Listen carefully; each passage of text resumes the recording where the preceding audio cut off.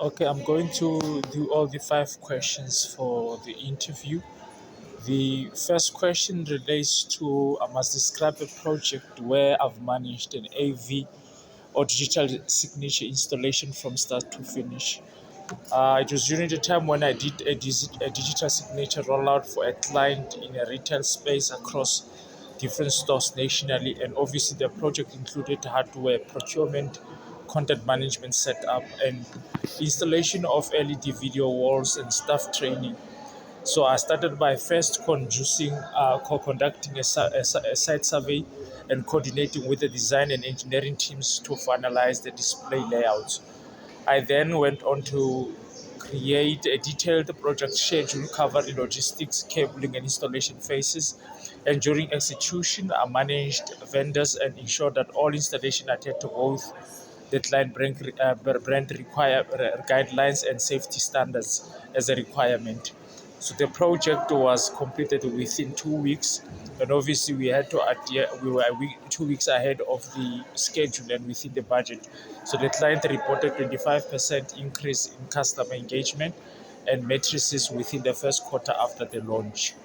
And then I'm going to go through to the second question, which is how do I handle project delays or unexpected scope changes while maintaining class satisfaction? Obviously, the most important thing when you're managing a project is transparency and communications are key. So whenever there's a delay or scope changes that arises within a project, you need to immediately assess the impact that it has on the cost, the schedule, and the resources. And obviously, if that's done after you assess that and you communicate your options clearly to the client, and that is whether you are going to reprioritize your deliverables or reprioritize your requirements, and also adjusting the timeline. For example, during a one time where I was doing AV installation, a key hardware shipment was delayed due to custom issues. So I worked with the supplier to make sure that I had an expedited partial deliveries and restructured the installation sequence so that our team could complete cabling and mounting in the meantime. So the client appreciated the proactive updates and flexibility that our team had, and overall project delay was actually just limited to 2 days. So I'm moving on to the third question, which is sharing an example of how I collaborated with cross-functional team to deliver a successful project. In every project, as you know, collaboration is key for the success of the project. In one instance, there was the project that I was doing on corporate boardroom upgrade. I coordinated between the design team that was doing the AV layouts and the engineers that did signature path design and installers for hardware fitting. We actually held a weekly coordination meeting and used to share project manage and used to share communication through project management softwares like Jira and Smartsheet. And we actually use these project management tools and email project marketing to track dependencies and updates and ensure that people got actually real-time feedback in terms of communication and project updates and status. And I ensure that the teams had all visibility of deadlines and resource allocations. This structure prevented rework and miscommunication, resulting in a seamless installation that passed all the client's acceptance tests on the first attempt. Now I'm going to go on the fourth question, which is describe a time when I identified a cost saving or upsell opportunity during a project delivery.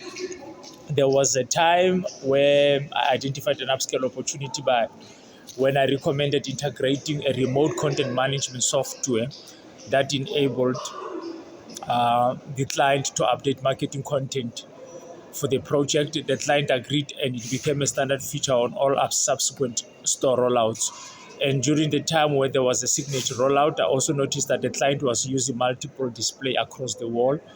And obviously I suggested that they must actually reduce the installation time, and I actually propose, I beg your pardon, using a single large LED panel instead. This reduced installation time and feature maintenance cost by 15%. So obviously that saved a lot and actually made work much more easier within the project. And the last question is how do I ensure the quality and adherence to health and safety, documentation, and REMS compliance? What's very important in every project is quality and obviously health and safety. Those are the key metrics But actually, that needs to be checked that the project has actually been a success. If there was no risk that was attached to the project, then the project actually was actually safe.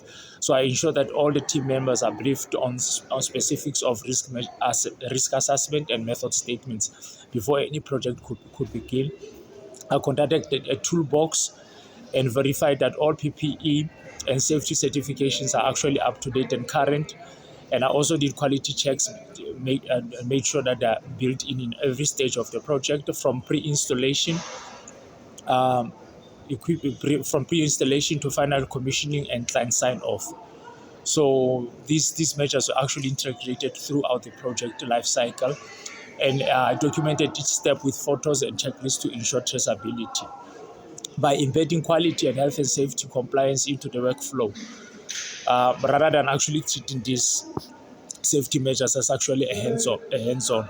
So I maintain a consistent standard across all installation and actually ensure that there was a smooth operation throughout the project. Thank you.